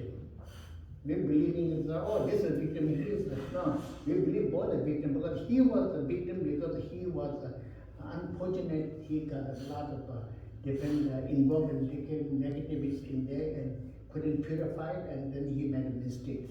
But doesn't mean he's unnatural. Doesn't mean unnatural means he could be cured.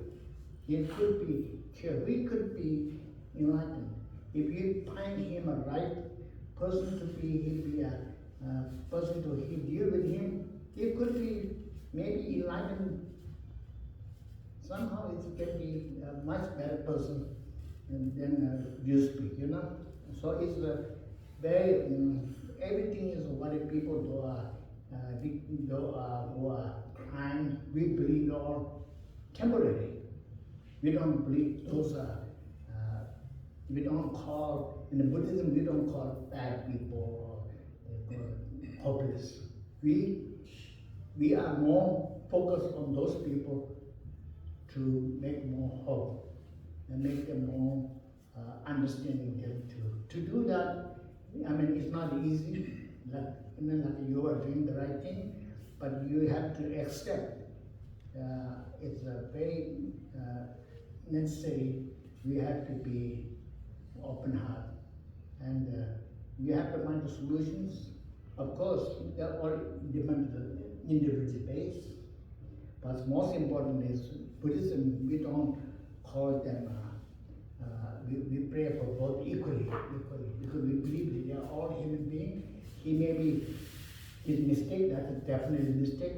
This is a crime. Not should we do, but at the same time, the training is have a most important to be. That's what do you call it? Therapy, right? Therapy is a very important in this community. Therapy is very important to dealing with the people who have sick, people who have problems. But also therapy, if they have a pure heart, have a bodhicitta, therapy can help that person to more positive and more avoid the energy. If therapy is more only for the money, it could make you more miserable, more bad, more. It could they force you more, believe you more he's a crazy, and then that will make you miserable life. So it's very important to focus on that. When you see this is your challenge, it's challenge, it's a good challenge for to make that him a better person, and you have to have a positive energy to that he's all this is because of the temporary ignorance. Yeah, that's what we do. Yeah.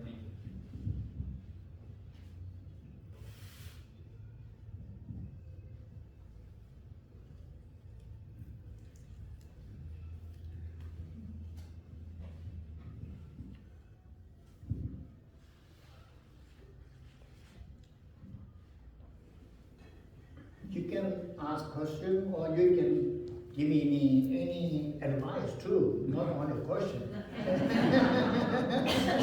This is we are together, you know. You have also you can share any your positive energy, something you really like to share to the community. That's also is a good. It's not necessary to be just a question. It's just we share. If you have a certain very special energy, something you think that benefit for something, you can share here. It will be helpful to the world. You know.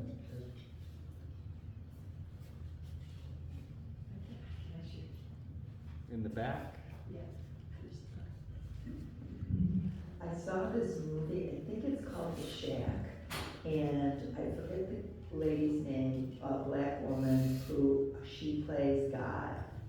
And the movie is about a man whose daughter was abducted and killed and sexually abused. And the movie is about the father coming to terms with the person that did that to his daughter. And I don't think I've ever seen anything that like explains some of the things you're saying right now better, and it goes into the person that killed his daughter and how the father got to, on some level, not understand or accept, but just understood why that terrible person that killed his daughter was the way he was. And it's just brilliantly done. I think it's called The Shack. It's with, I forget her name, but it just, honestly, it's just everything that we're talking about. So, if everybody gets a chance to watch it, you'll understand it. Very well.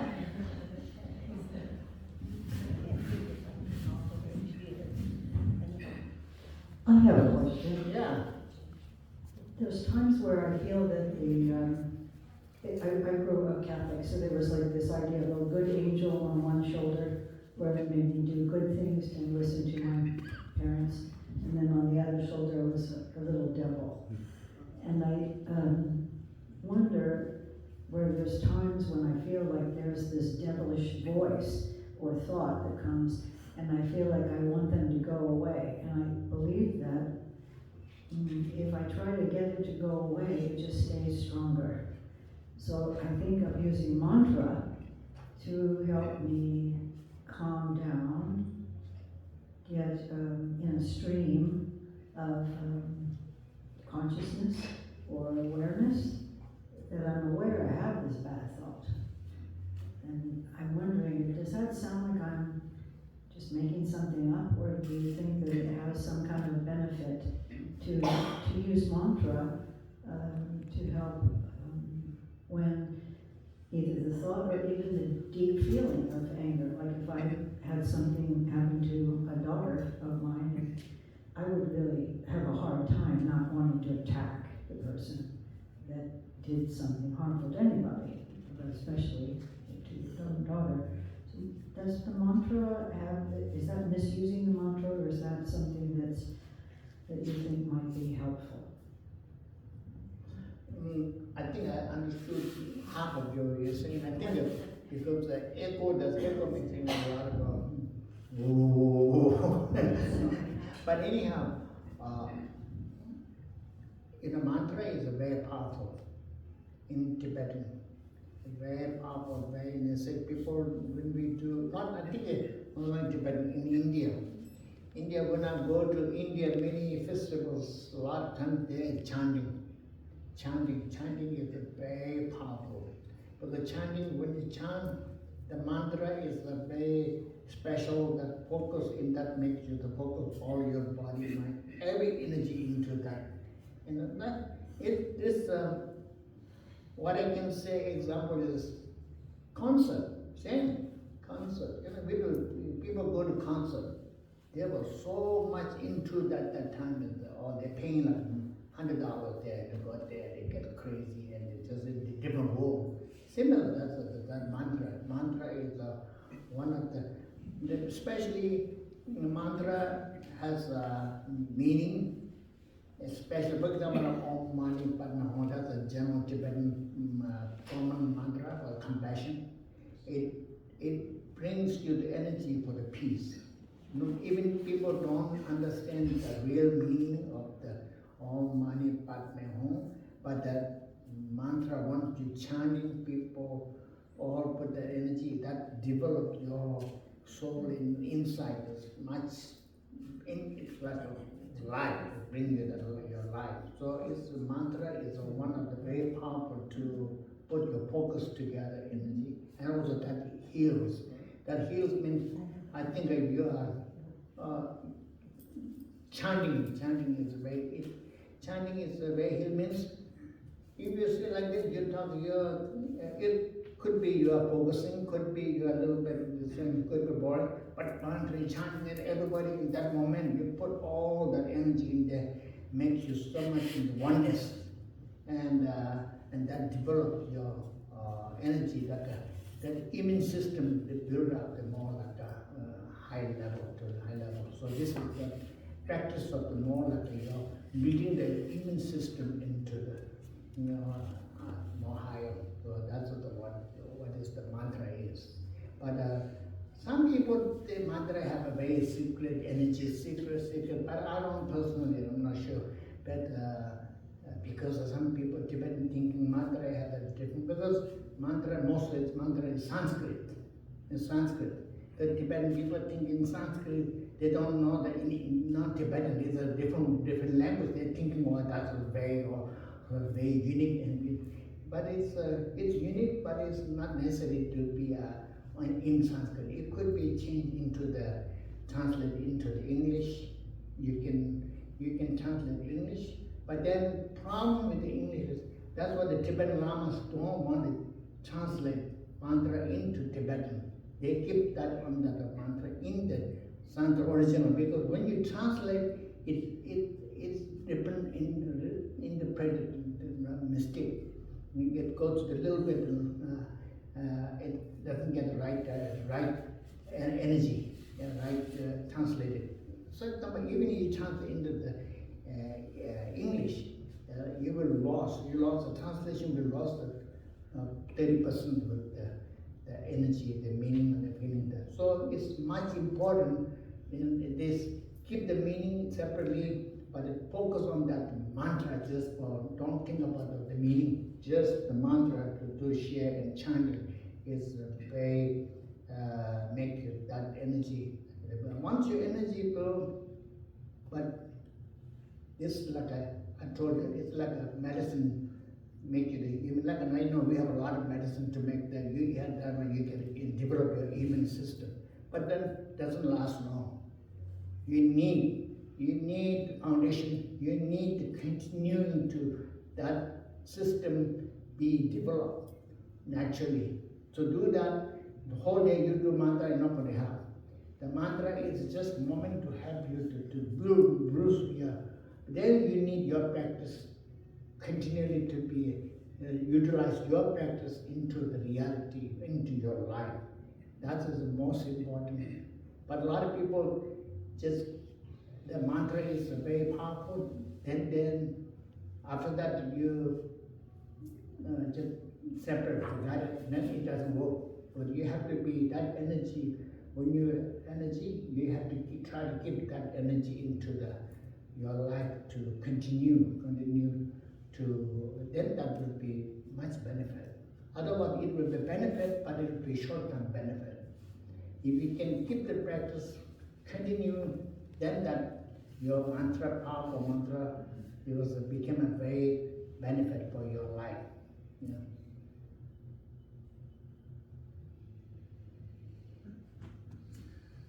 Okay, I'm gonna say thank you, everybody, for coming. Also, there's a donation jar in the back, and Teppo's gonna be hanging out for a while. So anybody who would like a private blessing with him, and Edie will help, you wanna stand up? Yeah, if you Edie will want a help personal coordinate. blessing from Teppo immediately after, or if you want to know how to contact him for that, see me, and I'll tell you how. Okay, thank you. Thank you, everybody. Thank you, everybody.